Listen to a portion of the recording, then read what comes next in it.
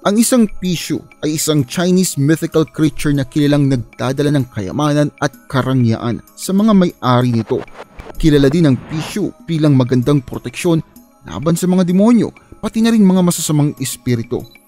May ilang mga unique na kwento tungkol sa Pishu. Kasama na roon ang isa kung saan nagtungo raw ito sa banyo sa langit at may sinarang butas ng puwet. Well, tamang narinig nyo. Tuwing may bagong detalye o kwento akong naririnig tungkol sa mga nilalang na ito, mas lalo akong naku-curious. Nang mabalitaan ko na ang Pishu ay nagdadala ng yaman, mas lalo akong naintriga. Baka nga hindi lang loto ang sagot. Kaya naman parang nahuhumaling akong bumili ng mga figurine nito at i-display sa bahay namin. Pero ano nga ba talaga ang Pishu? Halina't samahan niyo kong tuklasin ang kwento sa likod ng mitolohiyang ito. Itong mythical creature na ito ay kombinasyon ng tatlong nilalang, isang dragon sa ulo, leon sa katawan at kilin sa binti. Pwede ring may isa o dalawang antlers to sa ulo na nagre-represent sa gender nito. Kapag dalawang antlers, ito ay babae o Bishu. Kapag isang lalaki, ito ay Chanlu. Maliban sa kanilang antlers, bawat kasarian ay may kanya-kanyang characteristics din. Ang babae ay ang protector na nagtataboy sa mga demonyo at masasamang espiritu. Ang babae rin ang nag-a-assist sa sino mang may bad feng shui. Ang lalaki naman ay ang money maker at siyang in charge sa yaman pati na rin sa fortune. Constant ang pag-ikot nito sa ating mundo. Naghahanap ng treasure, ginto, gems o kahit ano pang may value. Kapag bumabalik to sa master niya, siya ang nagpoprotekta sa bagong yaman ng kanyang owner. Parehas na may appetite para sa gold at silver, pati na rin sa mga alahas ang lalaki at ang babae. Common ang kaalaman na parehas silang nagdadala ng wealth at abundance. Ang mga Pishu statue sa mga bahay-bahay ay nagpo-promote ng fortune at riches sa feng shui. Tinataboy din ito ang tinatawag na malas. Pero saan nga ba galing ang Pishu? Well, ilang libong taon na ng Chinese mythology at lore ang pinagdaanan ng Pishu. Ang kanilang history ay na-trace mula pa noong Han Dynasty na mula naman noong 206 before Common Era hanggang 220 Common Era.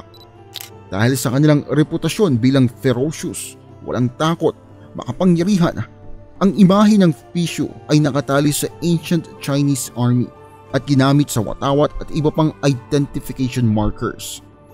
Marami sa mga emperors ang nagbigay ng specific commands at instructions na mga royalty lang o yung mga may matataas na antas ang pwedeng magkaroon ng Pishu statues. Kahit maging ang mga high-ranking military officials hindi pwedeng magkaroon noon sa kani-kanilang mga tahanan. Ang origin ng kwento ng Pishu ay isa raw to sa 9 na anak ng Dragon King. Ang ginto, treasure at mga yaman daw na kinakain ng Pishu ang siyang nag-aani ng respeto at pagmamahal mula sa Jade Emperor at Dragon King. Kaso, isang araw, sobrang dami raw ng nakain ng Pishu at dumumi ito sa loob ng palasyo ng Emperor. Dahil doon, ikinagalit yun ng Jade Emperor at pinalo ang Pishu. Sa sobrang galit, binugbog ng sobrang Pishu na nagsara ang butas ng puwet nito. At dahil nga sa wala ng butas, kain pa rin ang kain ng Pishu at nagpatuloy sa paghahanap ng kayamanan. Dahil sa unique punishment na ito, walang napupuntahang iba ang kayamanan at nananatili sa Pishu. Ang Pishu ay isang simbolo o reminder. Kapag nakakita ako ng statwa nun, pakiramdam ko ay malakas ako, confident, inspired, o minsan naman ay agresibo. Kumbagay para akong nagiging Pishu na rin at gustong makahanap ng kayamanan. Tandaan natin mga brad, maraming oportunidad sa paligid natin.